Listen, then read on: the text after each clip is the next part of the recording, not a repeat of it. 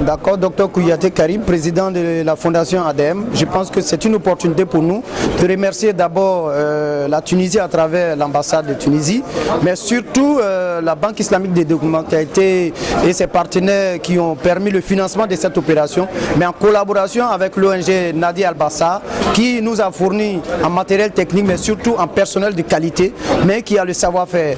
Et comme on l'a dit, c'est une opportunité pour nous de permettre à nos confrères ivoiriens ophtalmologues de pouvoir faire une coopération sud-sud, mais de pouvoir faire des échanges de connaissances. Mais nous, en tant que fondation ADEM, notre opportunité, c'est de permettre à la population ivoirienne de bénéficier de ces savoir-faire, des connaissances ivoiriennes, des connaissances tunisiennes et des connaissances de toute l'Afrique pour permettre à cette coopération sud-sud-là de se porter bien. Et comme je l'ai dit tantôt, c'est une opération gratuite dont le recrutement des malades se fait avec des personnels ivoiriens, sur des malades ivoiriens. Et cette opération, comme on l'a dit, nous souhaitons, à travers la Banque islamique de développement et ses partenaires, mais surtout l'ONG Nadia Al-Bassa, et bien évidemment avec l'implication de l'ambassade de Tunisie, que cette opération soit perpétrée et permette à tous les Ivoiriens de bénéficier de cette campagne-là.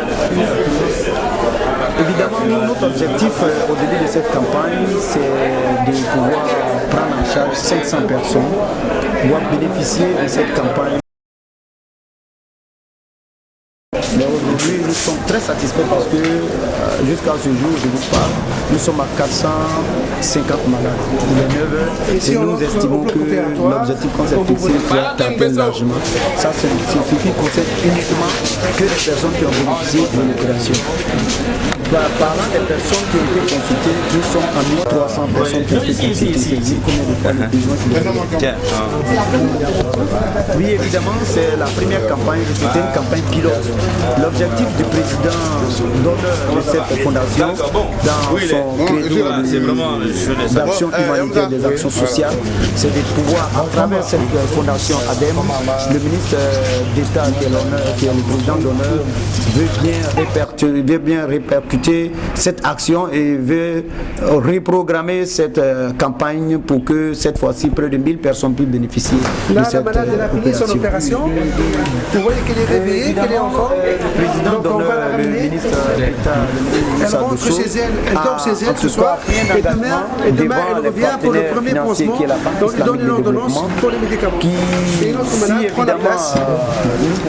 Donc la circulation est très fluide. L'opération dure à peu près un quart d'heure, 20 minutes. Avec une technique de chirurgie moderne. C'est également satisfait de l'opération. Et même nos partenaires techniques de cette banque islamique, l'ONG Nadia Al-Bassa de Tunisie, est également satisfait. Nous pensons que cet objectif a été atteint et nous pouvons dire sans se tromper que la campagne va être relancée. On espère avant décembre 2015. Il faut dire que cette campagne elle est gratuite pour les populations. Elle est parfaitement gratuite depuis la consultation jusqu'à l'opération et même à la distribution des médicaments.